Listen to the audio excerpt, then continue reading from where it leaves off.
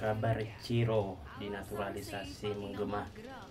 Patina Magram, alasan Sintayong respon dendam Vietnam.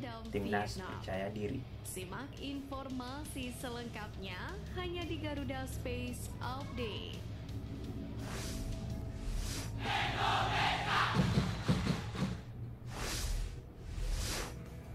Perbedaan respon diberikan pelatih Vietnam Kim Sak-sik dan juru taktik Timnas Indonesia Sintayong terkait hasil drawing grup ASEAN Cup 2024.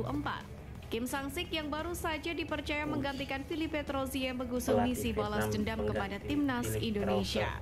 Hal tersebut tak terlepas dari hasil minor yang diraih Vietnam saat menghadapi skuad Garuda dalam beberapa laga terakhir. Sementara Sintayong hanya memberikan respon tertawa terkait hasil drawing grup ASEAN Cup 2024. Hal itu diungkapkan langsung oleh Sumarji selaku Ketua Badan Tim Nasional atau BTN. Sumarji mengindikasikan arti tertawa Sintayong sebagai rasa optimis melawan Vietnam. Terlebih Timnas Indonesia pada tahun ini sudah 3 kali bertemu The Golden Star Warriors dan semuanya dimenangkan oleh skuad Garuda. Wakil Presiden Federasi Sepak Bola Vietnam atau VFF Tran Anh Tu mengakui banyak orang-orang di negaranya yang takut The Golden Star Warriors jumpa Timnas Indonesia di ASEAN Cup 2024 atau Piala AFF 2024. Dikutip dari media Vietnam Total 24/7, Timnas Indonesia dianggap sebagai momok bagi Tran Anh Tu. Kendati demikian, Tran Anh Tu menegaskan tidak akan mengubah target mereka untuk setidaknya lolos ke semifinal sebelum berjuang menjuarai turnamen.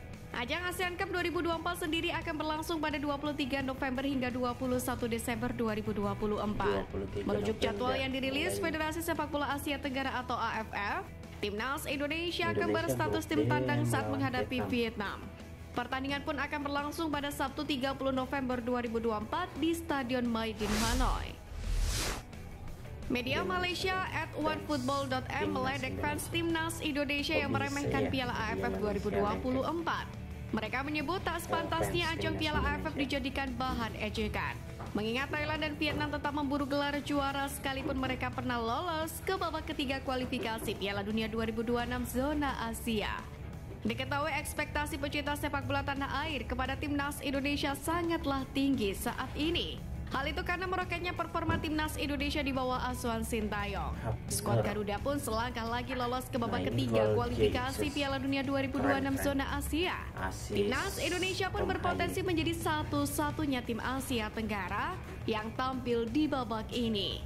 Selain itu, Timnas Indonesia U23 juga baru saja mencetak sejarah dengan lolos ke semifinal Piala Asia U23 2024. Berhubung mampu bersaing di level Asia, banyak pecinta sepak bola tanah air yang meremehkan ajang Piala AFF. Banyak yang menyebut Piala AFF sebagai ajang mainannya para mafia hingga disebut sebagai Piala Ciki. Jika saja masalah di pengadilan arbitrase olahraga atau CAL sudah kelar, Martin Paes pun hampir pasti bisa memperkuat Timnas Indonesia di Piala AFF 2024. Bahkan jika tidak dari awal, ex-kiper FC Utrecht itu pun akan mentas dari babak semifinal jika Timnas Indonesia lolos. Sebab Major League Soccer atau MLS 2024 yang notabene kompetisi yang diikuti oleh klub Martin Paes FC Dallas akan merampungkan musim reguler mereka pada 19 Oktober 2024. Jika FC Dallas gagal finish di posisi 9 besar wilayah barat, FC Dallas pun otomatis mengakhiri musim lebih cepat. Dengan begitu, Martin Paes sudah bisa bergabung dengan Timnas Indonesia sejak kualifikasi Piala AFF 2024 yang dimulai awal November 2024.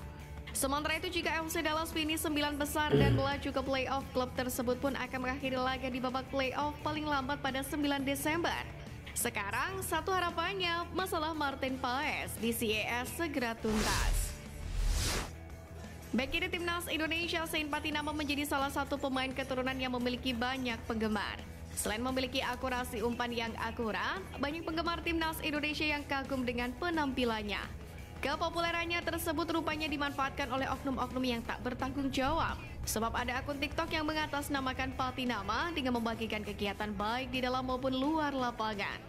Akun TikTok palsu @saint.patinama itu memiliki 7.453 pengikut dengan 167.000 orang menyukai konten yang diunggah. Bahkan sebanyak 1 juta orang melihat salah satu unggahan tersebut dan mendapatkan 74,3 ribu like dan 349 komentar. Menyadari ada orang yang menggunakan namanya untuk keuntungan pribadi, Patinama pun langsung menegaskan akun tersebut bukanlah miliknya. Melalui unggahan stories Instagram, ia menjelaskan @sain.patinama20 adalah akun TikTok pribadinya. David da Silva dan Ciro Alves disebut cocok dinaturalisasi untuk memperkuat timnas Indonesia di Piala AFF 2024 nanti.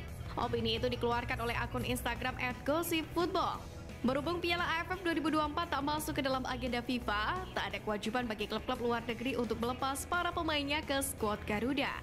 Karena itulah, agar timnas Indonesia tetap berprestasi meski tidak diperkuat oleh pemain abroad, sejumlah saran pun diapungkan pecinta sepak bola tanah air.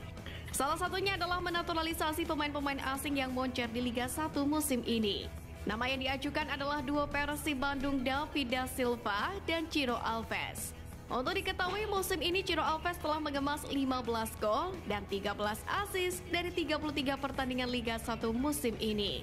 Sementara David da Silva lebih gila lagi, yang mana telah mencetak 27 gol dan 9 assist dari 32 pertandingan. Namun jika melihat regulasi, sejatinya keduanya belum bisa dinaturalisasi.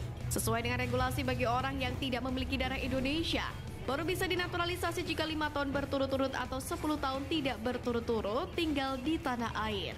Selain itu, sejauh ini Sintayong juga hanya ingin menaturalisasi pemain yang memiliki darah Indonesia, yang mana sesuatu yang tidak dimiliki oleh Ciro dan David da Silva.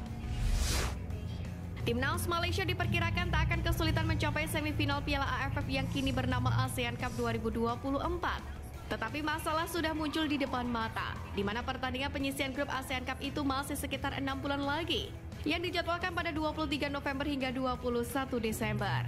Namun pelatih timnas Malaysia Kim Pan-gon sudah dipusingkan dengan skuad yang ada. Pasalnya dia akan kehilangan sejumlah pemain dari 2 klub elit penyumbang terbanyak skuad Malaysia, yakni Johor Darul Takzim atau JDT dan Selangor. Pasalnya jadwal ASEAN Cup 2024 ini bentrok dengan Liga Champions Asia atau ASEAN Champions League atau ACL Elite yang diikuti oleh JDT dan ACL 2 yang diikuti oleh Selangor.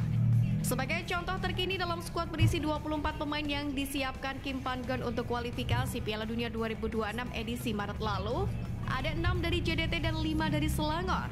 Namun demikian, Kim Pan-gon pun akan berusaha mencari cara agar timnas Malaysia tak diboikot kedua tim elit tersebut.